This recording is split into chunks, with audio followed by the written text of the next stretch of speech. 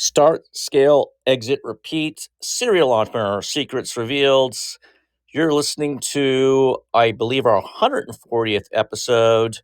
Maybe a 141 and 142, but definitely getting those episodes up there. And we're getting a lot more feedback, a lot more response to the value that we're providing everyone on this show.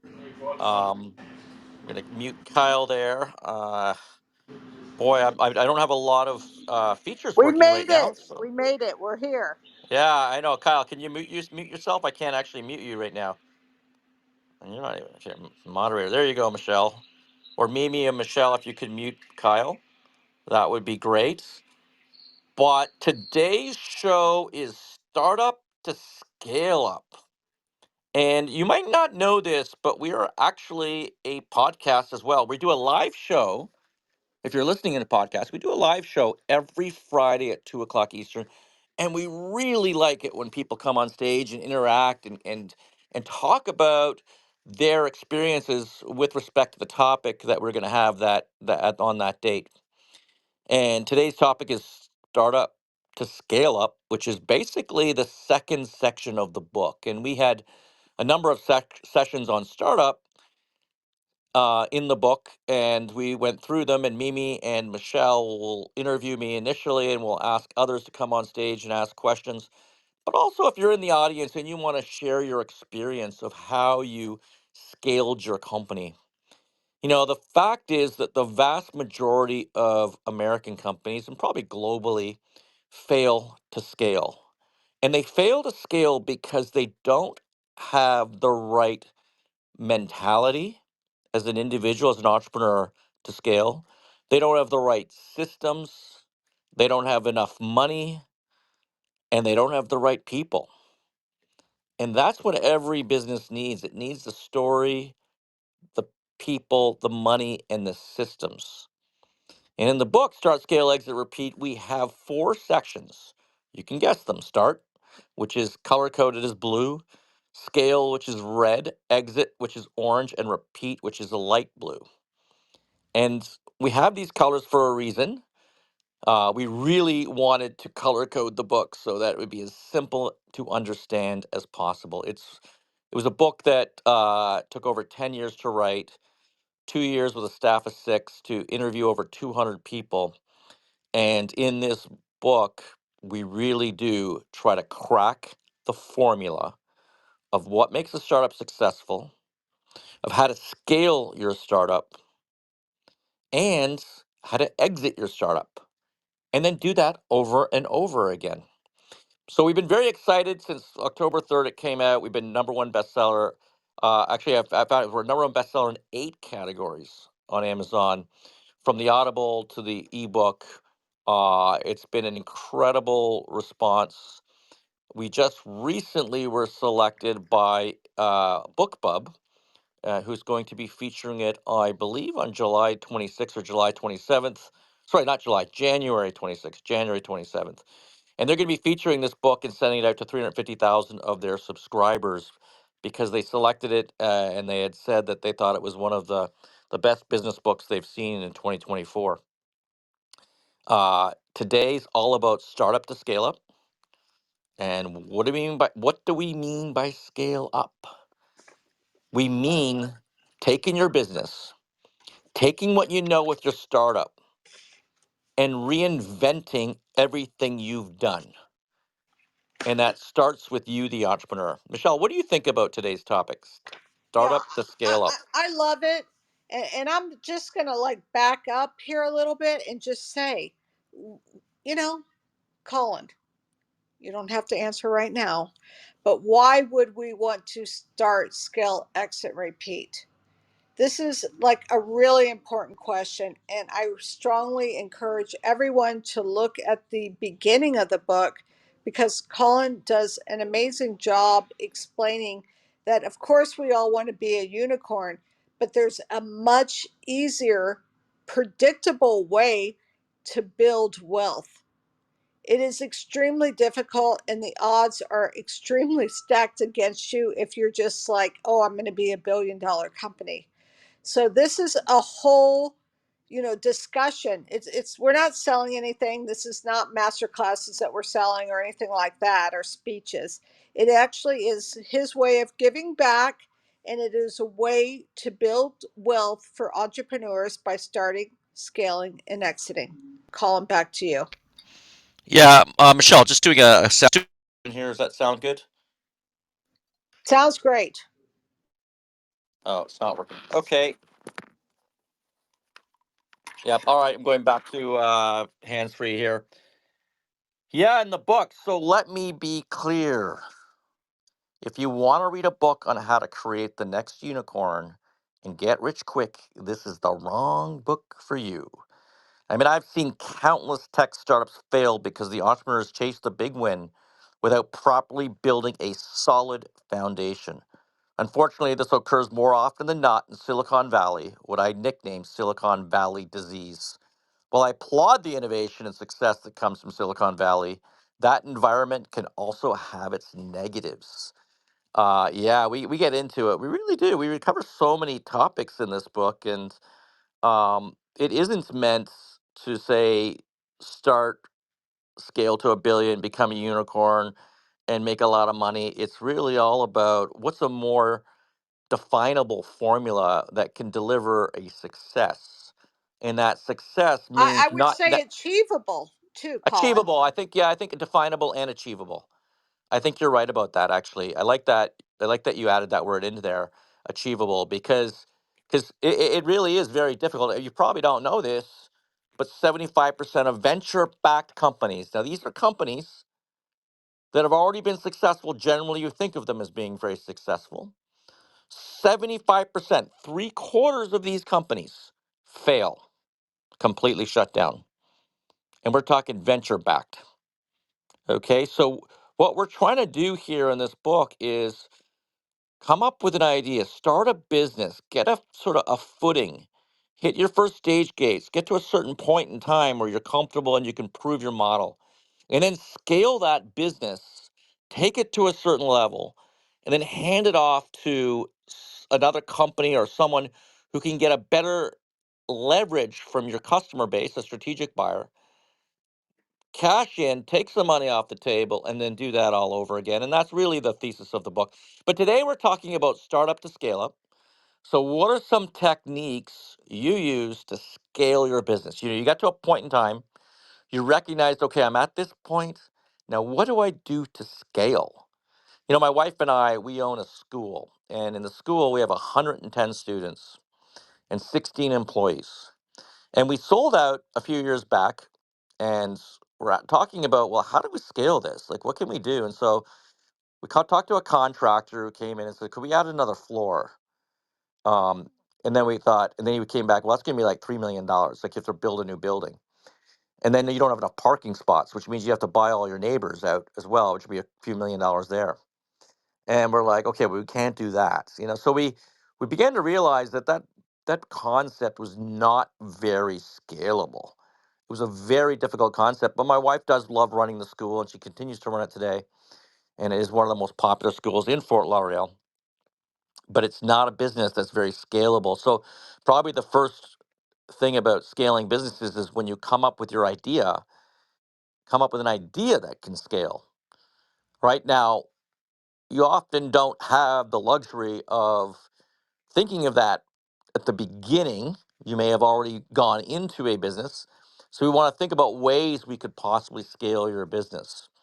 But I will say that the first thing, and then Michelle and Mimi, if you want to start asking questions about the scale section, the first thing that I will say is that most entrepreneurs fail to scale because they get in the way. They are their own worst enemy.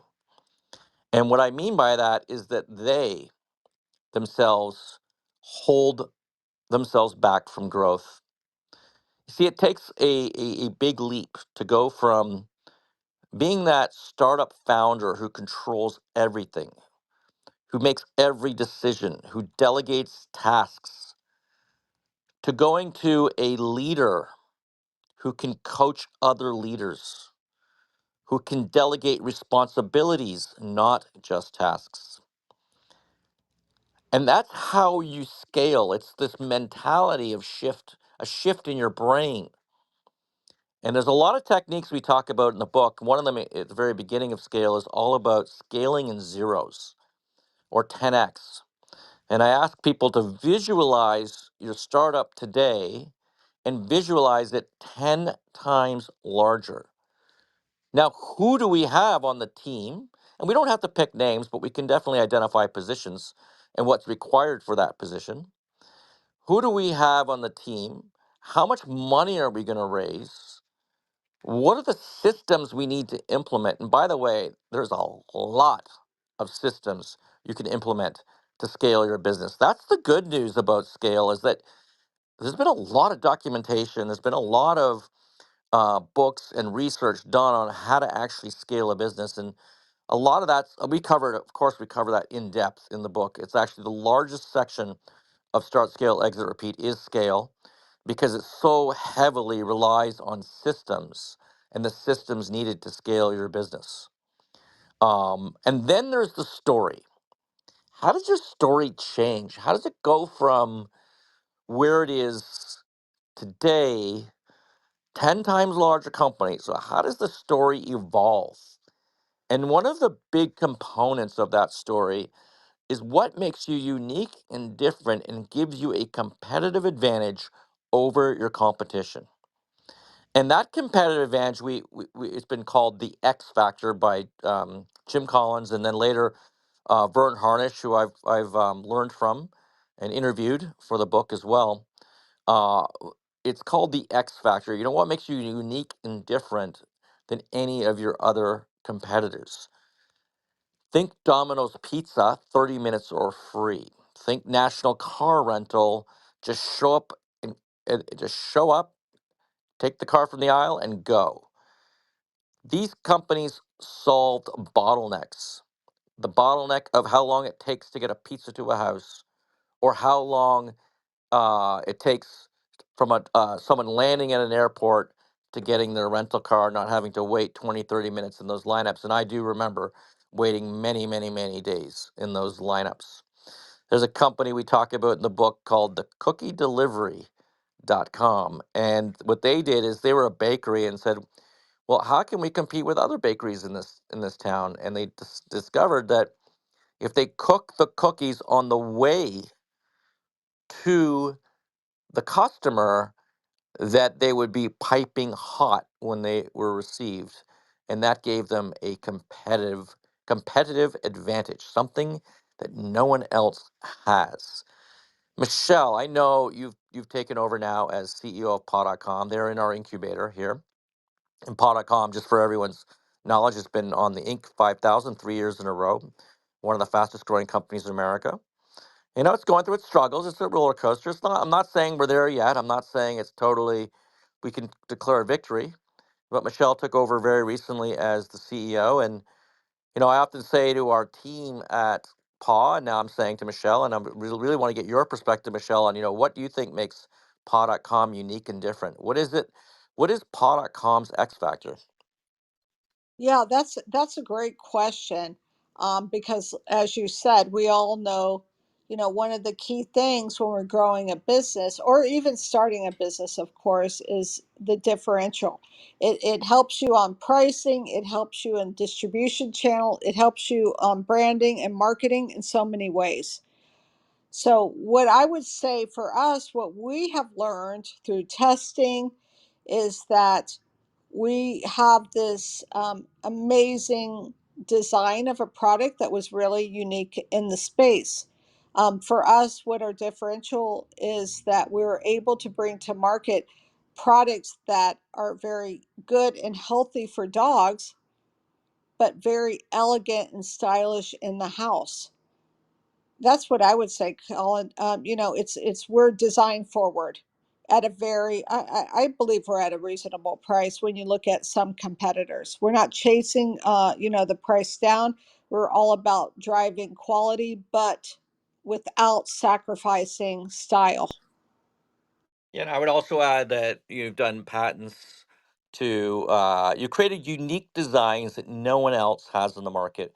A whole new category of pet rugs, whole new category of memory foam dog seats, a whole new category of blanket protectors for furniture in your bed, areas that had never been invented before, or at least they may have been out there before, but the twist was make them unique and different. Add some patented technology, do whatever it does, and I think that's what made paw.com so successful. I also find it interesting that we failed on a number of products. We recently, launched a line of nutraceuticals for dogs, and that, we blew it with that. We almost a million customers, and we're like, oh, let's just get 10,000 customers ordering once a month, and we'll be rich. And I think we only had 37 customers order, and I was one of them. So we had that problem. Right now, we're struggling with the shampoos, which are going on sale. I know you're blowing them all out, Michelle, at 2 for 1 sale Oh, next oh week. yeah. Oh yeah, we Yeah. are. You know how that So goes. Bad yeah, exactly. things. But the fact of the matter is, we never really succeeded at products that you could commonly buy at the pet store. One of our big innovations on the car seat was that we had a double seater, so it's 2 seats for the dog. So a lot of dogs are bigger. You might have 2 dogs, and it's a double seat. And we even have a triple seat car seater, and it's a memory foam car seat, and it's removable. Now, I'm not going to try to do a commercial here for paw.com, but I'm hoping you can see the vision here of the story as being unique and different products that you can patent and that you can sell in the marketplace and that you can distribute very, very quickly through a Yeah, network of. I'm just going to add on here Yeah. something that's really important. I know like everyone or a lot of people are like trying to, you know, be Elon Musk and do this revolutionary thing. But there is a lot to be said about incremental improvements in designs. Like, don't, minimize that when you're thinking of and planning new products. Now you might look at our product, go, oh, okay, yeah, that's amazing, it's beautiful. But it really was a very simple, elegant, incremental improvement. So not everything comes at the cost of, $10 million of developing a platform. Just every day in your life, just stop and think when you're, ponder, oh, why couldn't I have something that looks better? Or why couldn't I have something that functions better? There's opportunity there. And Colin, as he has said in the book, is like opportunities are everywhere. Absolutely. Well, do you have any questions, Mimi or Michelle, about scaling up? If not, I can keep rolling along here until you guys get All your right, questions I right. have a question because this Yeah. is something that we've been running into, Colin. We're pushing the team, like grow, scale up, and everyone's like, oh, let's add this software, let's add this app, let's add this platform. Like, how do we do this, Colin? It's a loaded question, in a responsible way, because it's easy to just like add these things without getting a return. So I'm interested in what your suggestions are, Colin. So you're talking about adding what, like software Yeah, platforms, yeah. or And not getting they returns? Well, all okay, make so these promises. Oh, your revenue will increase 25%. Oh, you'll get this much better reach. Like, how do we, kind of like navigate through this? you're saying like it's instead of like people, money, story systems, it's you're getting buried by the Yeah, systems and it's killing your absolutely. And money. oh my gosh, you can start off for $500, but then when you hit a certain threshold, we're going to take a percentage of profits. How do we keep ourselves Yeah, I mean, like like one in thing I will say alignment? is, yeah, one thing I will say is that I've done many software platform companies. We do some now. They're about 90% margin, and they are negotiable. I will say that they do have to have a return on investment. They have to make a material difference in the company, and they can help you scale your company if they're the right platforms, the right systems that you're putting in place. But just taking a step back for a minute, it's really about when we talk about systems, we really want to start thinking about um, operating very differently than we do at start. One of the examples is let me actually tell you a story here. So going back to 2006, we're running a publicly traded company, And my brother and I were fighting. There were fights in the company, whatnot.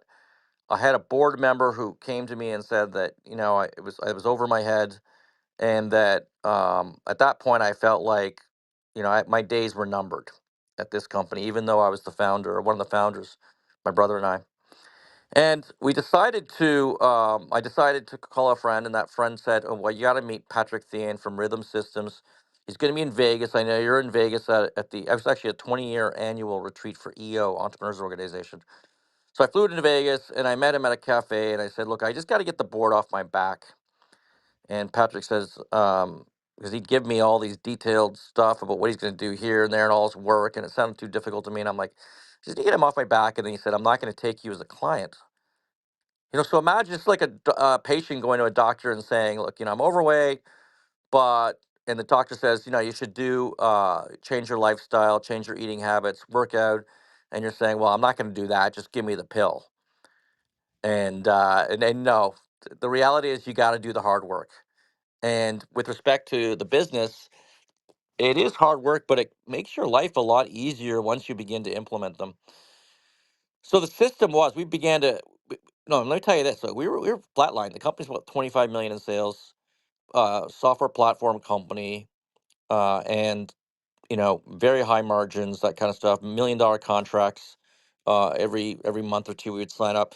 I mean, it was doing well, but the problem is we totally flatlined. The revenue was stalled, and we had our first meeting. It was horrible.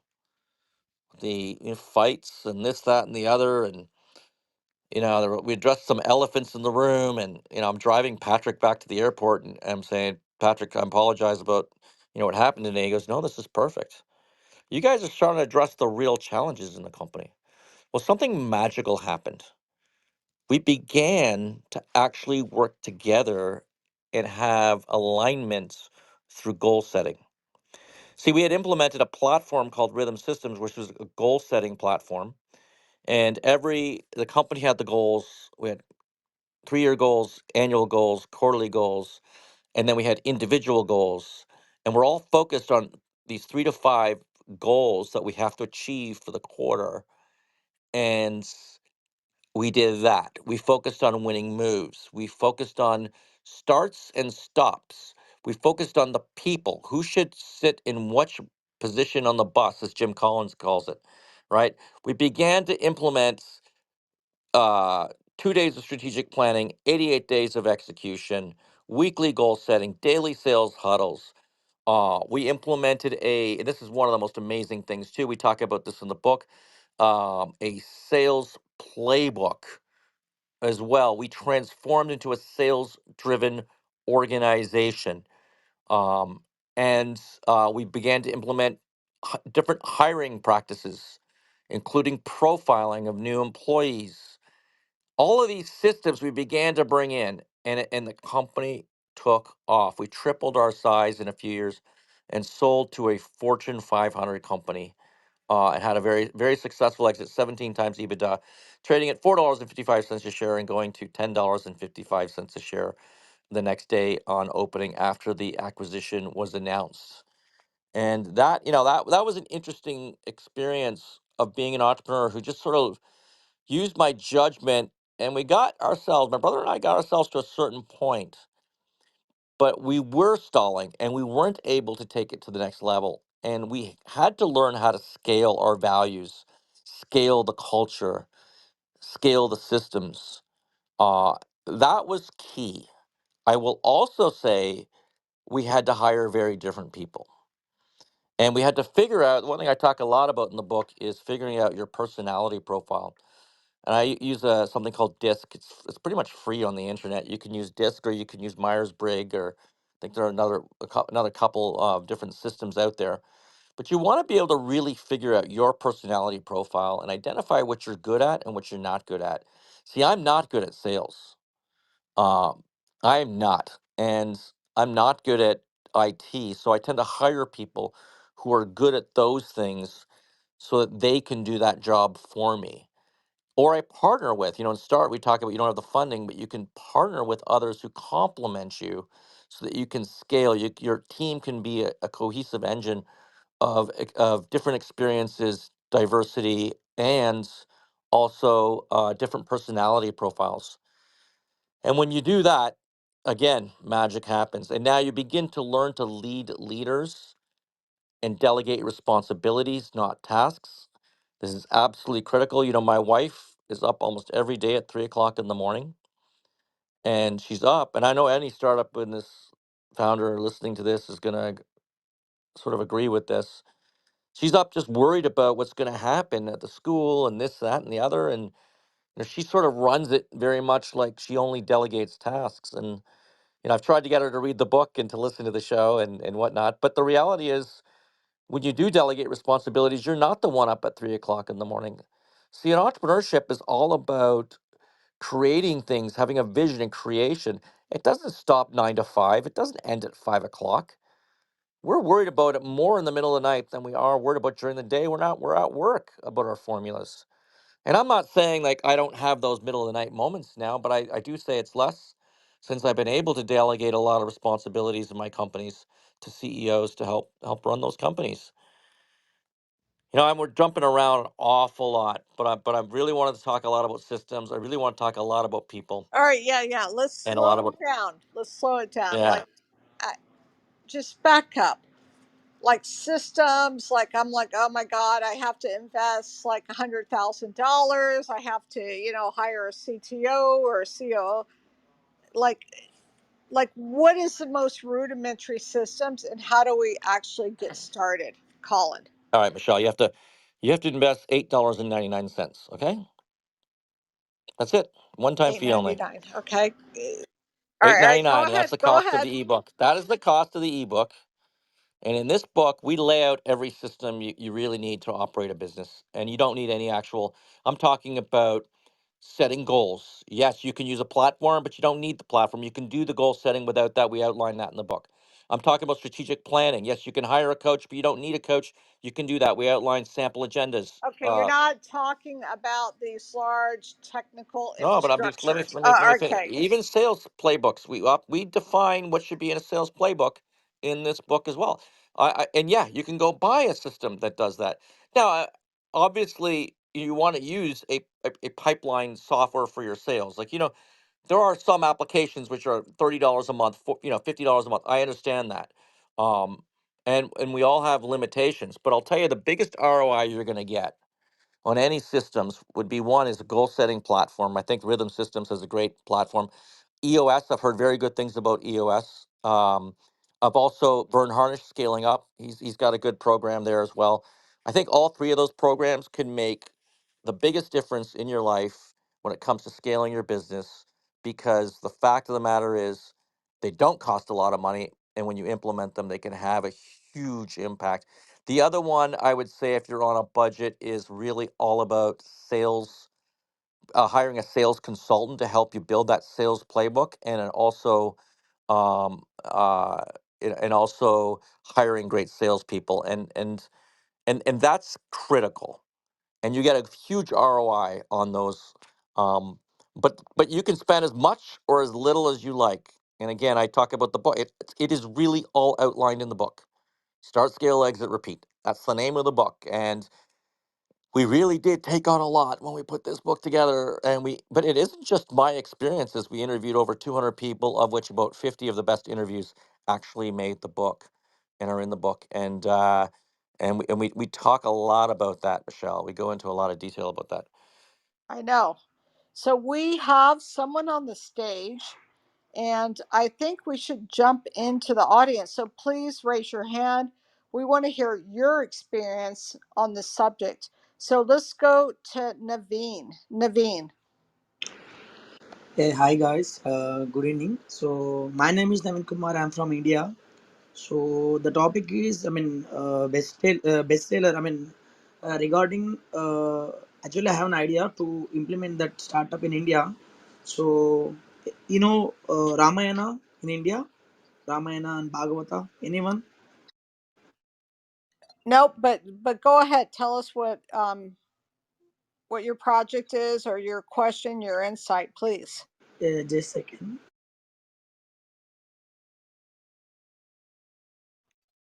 All right, I think we might have lost Naveen. So let's go to Aaron. Aaron. Yes, hi everybody. It's really enjoying the conversation here, and also Colin, and I was taking some copious notes. So my donation to the conversation is um, there was a question about systems, and I just had this comment that was so when we talk about systems, it doesn't necessarily mean computer systems or technology systems or platforms or signing up for, some sort of system. But a system can just be a list of rules or procedures that you go through methodically on a regular basis, or per day, or per transaction, or per whatever dictates in your business. Perfect example. I took my car into for oil change, and this place I don't go there very much. I oil change wherever is convenient, but this particular place is I haven't been there before. But I sat back and I watched what they did. For every customer that came in that wanted an oil change, they have other services, but they made them fill out this form that has their name, their phone number, their address, and it also had a list of check boxes. When's the last time you did a front end alignment? When's the last time you checked your tire pressure? When's the last time this? It had maybe about 10 little items. And if anybody checked anything like that, they would say, "Hey, would you like for us to check on that while you're here?" Most of the people would say yes, and they would upcharge. And they also had the names and phone numbers of everybody that they serviced.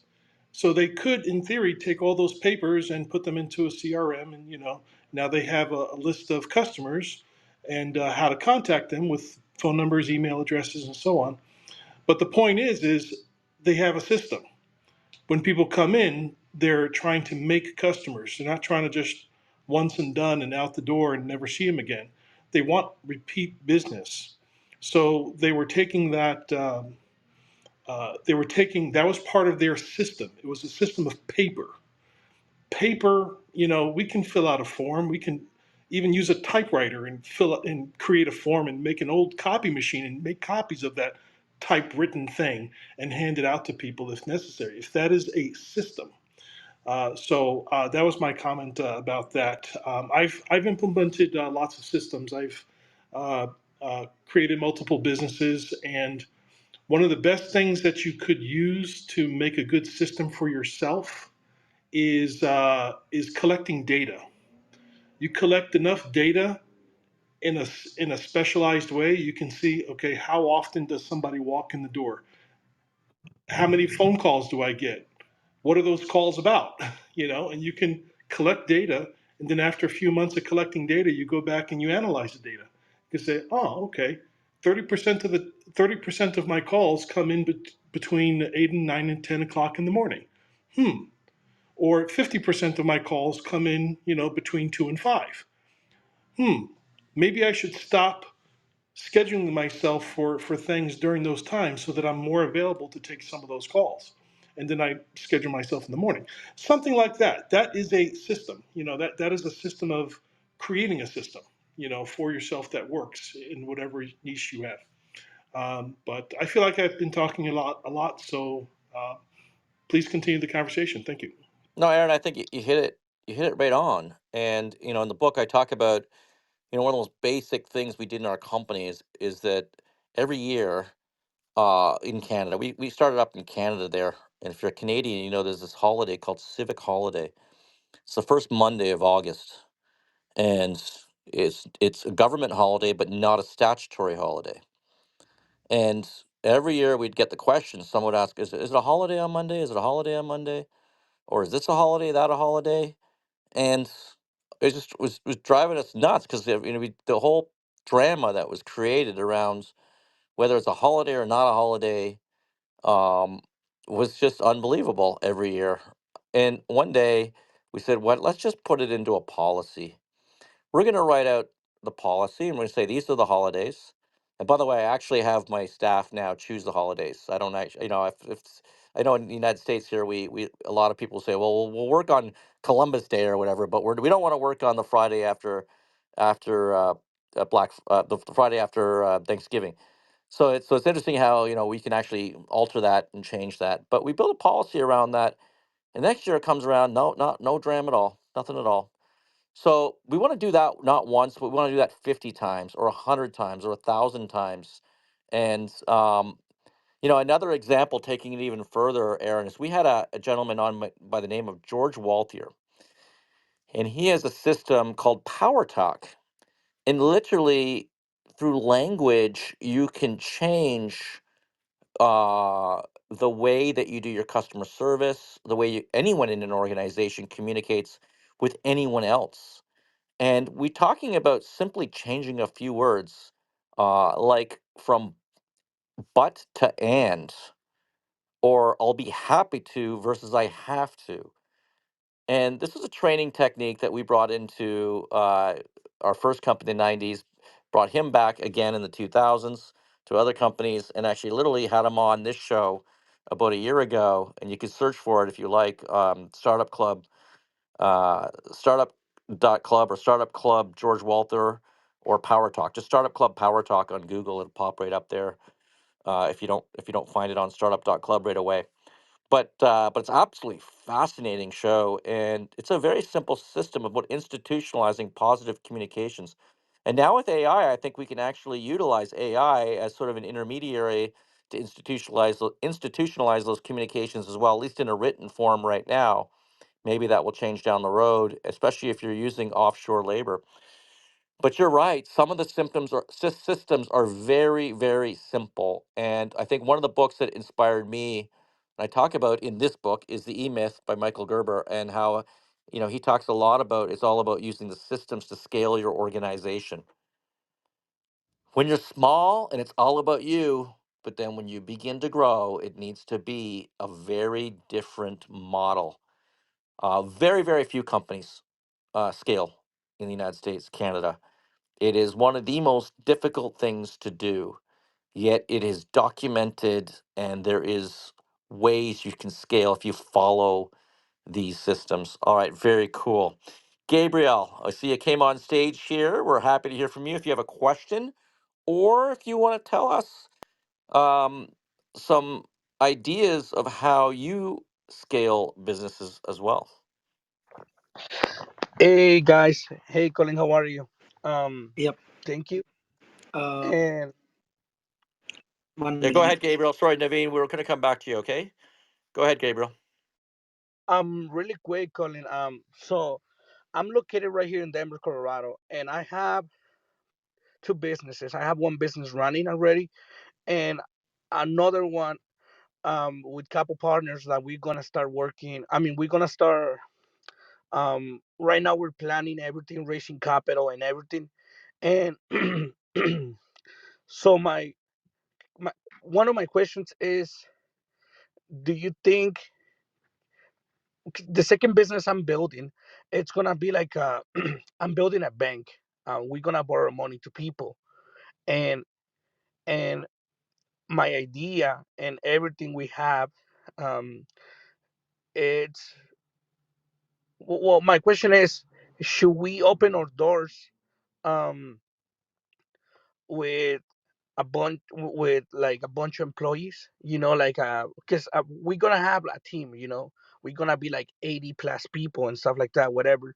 But I was wondering, do you think that's a good plan, or do we start with like with 40 people? Because I'm planning, because I'm doing my numbers, and I think we're gonna be really successful, and we're gonna have the capital to back it up, to help, to pay the payroll and everything. But that's my question: how do we, if I'm gonna start, if we're gonna open our doors, how do, um, in other words, can I start big? Like, can my can my can my business open big, with a lot of people and the systems and everything? Do you think that's a good idea, even if we don't know if it's gonna work? No. And here's why. I say start small, scale big. Okay. Okay. How do we prove our concept? How do we get a concept that we can prove? One branch, one location, one concept. How do we prove it?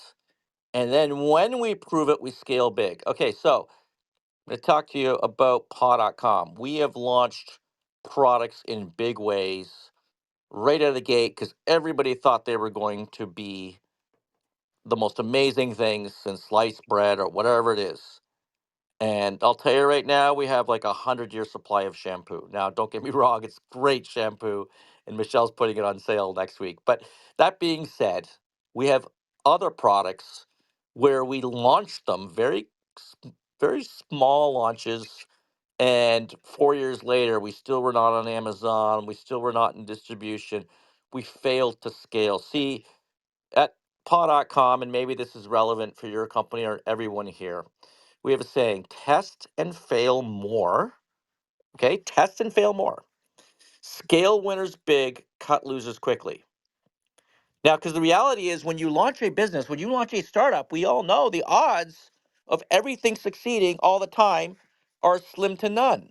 But what we do know is that when something hits and the concept is good, then we scale the puppy. We go big on it. And when it's not good, we shut it down. That's why we say test and fail more. I'd highly encourage you to vet your idea, vet your concepts, and try to prove it. And then scale. So when we're talking about proving a model in start, we want to do the first proof. We want to get to an MVP or the first 100 customers or whatever. When we're in scale mode, we want to be able to prove our concept by um, adding additional levels of expansion. So, for instance, we might have Harvard, Facebook. They had one school, and then they decided Facebook to go to 10 schools, and then they decided to go to 100 schools.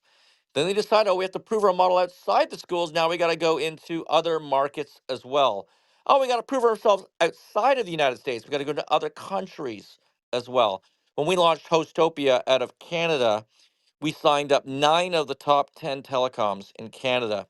We had proven our model. We actually got VC funding at that junction, but we had not proven that we could sell this technology outside of Canada. It wasn't until a few years later where a lot of hard work, by the way, a lot of hard work to go from Canada to the United States. But we eventually started winning very big contracts like Earthlink, AT&T, Vodafone. That was a lot of those contracts we won through the X Factor and stuff that I talk about in the book. But we did win those contracts, so we were able to prove our concept there, and then we took the company IPO. Now that is exactly what I'm talking about. Like at each stage, you think you've proven the concept, but there's always more to prove. And investors are always looking at throwing gasoline on the fire. They want to just throw that gasoline and let it go. They don't want to go into a concept that's not been proven yet. And that's very hard to raise money and tends to be at very low valuations. Investors would rather have a much higher valuation, but just simply know that the funding that the company is going to get is to accelerate the business. So I know I don't know a lot about your particular circumstance. I hope I wasn't too mean there. But I was just trying to point out is that we want to prove as much as we can before we scale it. If I can just add something here, sorry. Um, I agree with 100% of everything that you said, Colin. But in going back to Gabriel's uh, question and comments about scaling, you had mentioned that you have a lot of capital. I'm not sure if I understood that right. That you have a lot of capital. When you say capital, is that if that means monies from investors already that already have a financial interest in it, and a lot of these guys are going to want their money back. So capital, yeah, that's great for startup, but they're going to want their money back. And you have to think of that more like a responsibility and a loan. But when you scale, you should be able to do something on a small scale, something small to prove your concept, like Colin was mentioning. There should be a way to do it in a small way. Instead of starting with 60 employees, 40 employees, see if you can do all the steps just by yourself on some sort of small scale. And if it's not possible to do it on a small scale, then try to do it on the smallest scale, as small as you possibly can, to work out all the kinks, because there will be kinks. You may imagine that all of the uh, all of the parts are going to fit together almost like the parts of an engine. But once you get all those parts together, you try to start it up, there's going to be kinks. You say, oh, that gear was too big, or that gear was too small, or these don't quite fit together. And then you have to go back to the drawing board and make adjustments. And you make those adjustments when you're small, not when you're big. Because if it's a small problem when you're small, then that's all it is. It's small. If you make the mistake when you're big, it's no longer a small problem. It's now a big problem because you're larger. So work out all the kinks when you're small, and grow with it. Don't. I would. The only time I would suggest to someone to start big, I'll say that again, to start big, is if you have done it before. Okay, like let's say, if I had to start my businesses over again, if I had to move out of the country and I had to shut all my businesses down, I could theoretically go move to another country and start all my businesses back up, approximately the same size as I have them now, because I've done it before. I already know my systems, I already have things in place, I already know how people think, I already know the market well enough. I might have to make some adjustments, to like another country or something, but I can start big because I've done it before. But if you're doing something new and if you don't have the concept down, then you have to start small. It's a huge, huge mistake to start big. Thank you. Yeah, And great. Naveen, I see you're flashing your One mic. second. Naveen, hold on. Naveen, I see you're flashing your mic. I do want to get a response from Gabriel first, and any of his thoughts, and then we'll jump right to you, Naveen. Is that okay? Yeah. Uh, Okay, Gabriel. Thank you, Colin, and thank you, Nathan. Let me tell you guys really quick. I have the capital, but it's my own money. So, like I said, I have two businesses. Well, one is running good, making good money, and that one is about real estate. We build condos and houses in Mexico, Tulum, Cancun, Mexico City, and these places, and we're making good money. And the second business that I'm building with partners and guys, like I'm building, I'm building how we're gonna do it and everything. That one is about we wanna borrow money to people in Mexico. We wanna borrow to small businessmen in Mexico, like small companies, and and we w- and we wanna become their partners, and and and I I, I was I was thinking, but now that you guys opened my mind and everything, I'm not gonna open my doors big, because I was thinking to use my own capital that I have, I have a couple,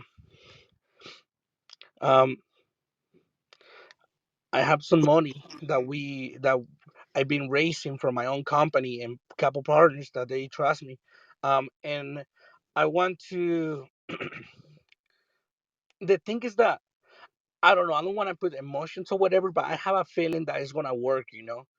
I have a feeling it's gonna work, and that's why I was planning to open big. And and and and then I'm gonna build couple things inside my business too. Like um I'm gonna build couple things in my business, my bank business. We're gonna build an app, and I'm gonna have my own. We're gonna have our own coin. I'm gonna say coin, like I don't know. My guy in Mexico's working on it. He's a good technology guy. I'm gonna say, and he's gonna build like a coin for us. I don't know if it's gonna be like a crypto coin or whatever coin, but we're working on it. And then so that's it. I'm later on. I'm gonna get private private private money, but for now I'm gonna do it with my own with my own money. But at the same time, I'm not gonna lie to you guys. I'm a little scared because I don't want to really take a lot of money from my other business from building houses in Mexico. I mean the condos and everything. I don't really wanna like. I don't really wanna like. I'm gonna say suck it up. I don't really. Um, I'm kind of scared. Yeah, absolutely, Gabriel. We appreciate you being so open with us. And I will say, with a business model like that, you can take a small geo and try to win in a small geo, and if that works, then you can expand to multiple geos.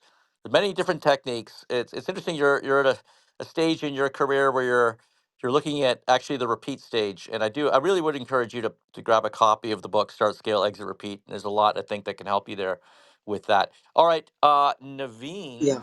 Thank you for being patient. We're coming back to you now, and then we'll drop down to Tiffany. I know we got 9 minutes left before we jump over to Entree, where today we are doing a presentation, which I delivered at numerous times in live audiences, PowerPoint presentation and open Q&A on what makes a startup successful. And if you're listening to this in podcast or replay, you can search for that video on startup.club or on YouTube, what makes a startup successful masterclass. All right, Naveen. Yeah, thank you, Colin. Thank you for this opportunity. Yeah, hello guys. Hello everyone. My name is Naveen Kumar. I'm from India.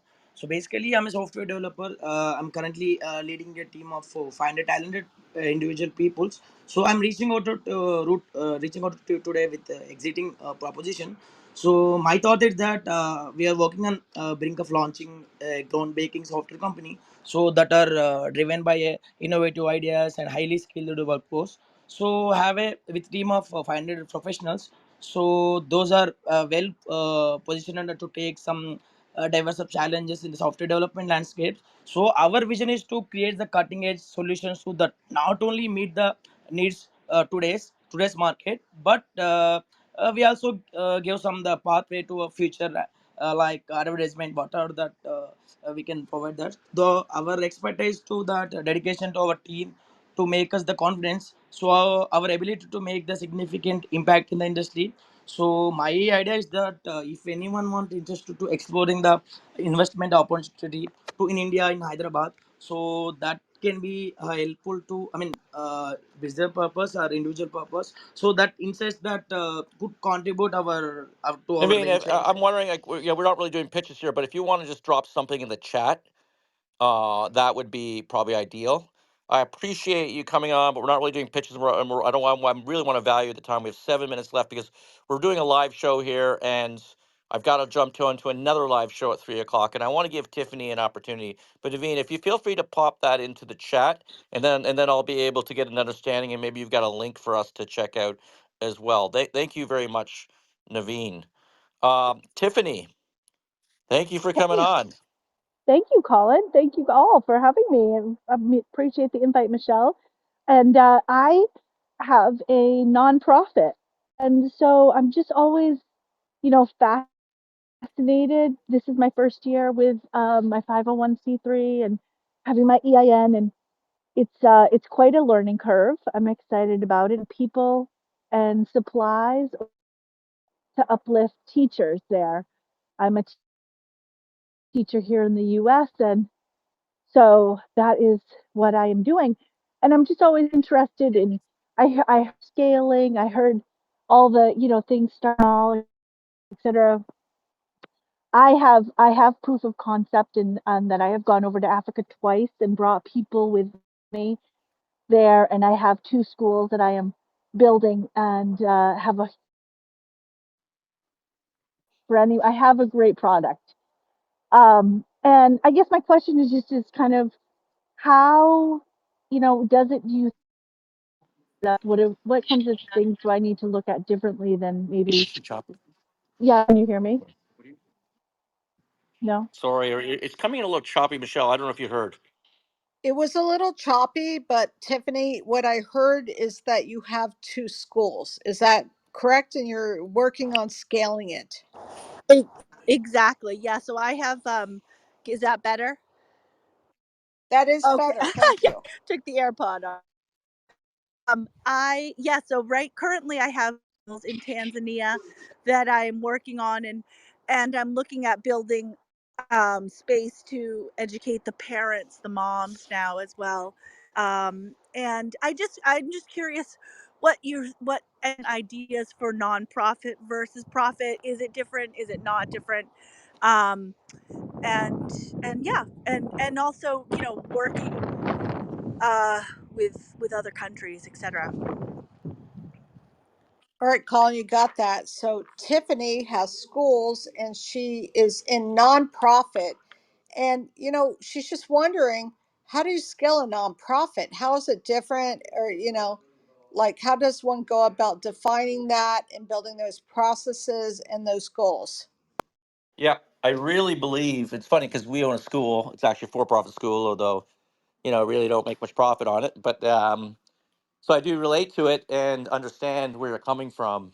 I don't. I do believe there's a lot of uh, techniques, and the more that you can operate a not-for-profit as if it were a for-profit, the more successful it can become.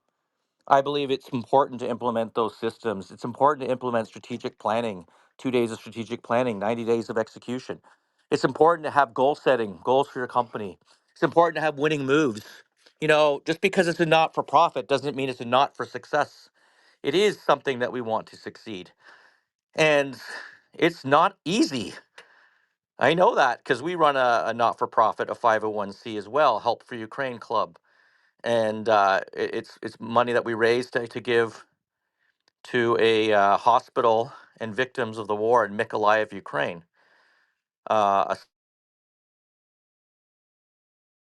it's a challenge, but if you Colin. just take it, and do and coast it, you're not going to succeed well. You need to be able to scale it. You need to be able to create a vision, and the things that we do in a for-profit, the things we talk about in Start, Scale, Exit, Repeat are 100% applicable.